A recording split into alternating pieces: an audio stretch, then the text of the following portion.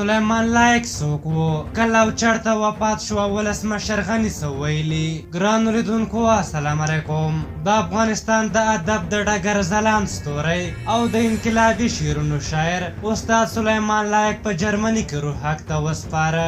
سلیمان لایق د پکتیکا ولایت د خرنې ښارګوټي په امن خیلو کلي کې زیږېدلی و. هغه د دریو پښتو ژبې شاعر او د دغو ژبو لپاره لویه هستي وه. هغه د علومو اکاډمۍ پخوانی رئیس او اوسنی غړی او مشاور و.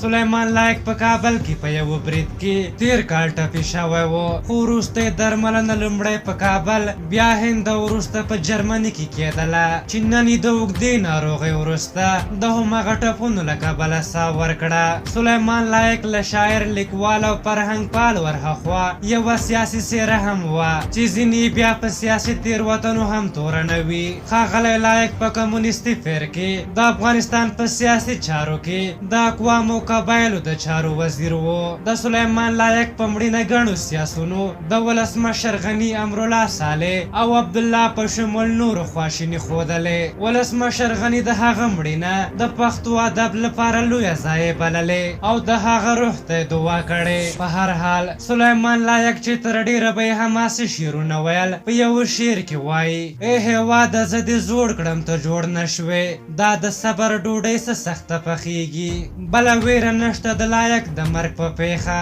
ډک جام به یتیم شي لب شکرې به شي پاتې. په یو بل بیت کې وایي: زما هډوکي به لا فخر کړي په ګور کې، ومې نه لیکل د سپیو صفتونه. په هر حال سلیمان لایق موږ او تاسې ته ګڼ اثار پرېښودل، ما خو یې زیاتره کتابونه لوستي، تاسې هم ولولئ. د سلیمان لایق په اثارو کې کیږدۍ، یادونه او درمندونه، بادبان، کیسې او افسانې، دا باسین سپېدې او دغه راز نور ګڼ اثار ترې پاتې دي. سلیمان لایق ویلي و: څو چې ژبه د پښتو وي زه به یمه، هېر به نه کړې پښتانه زما لالونه.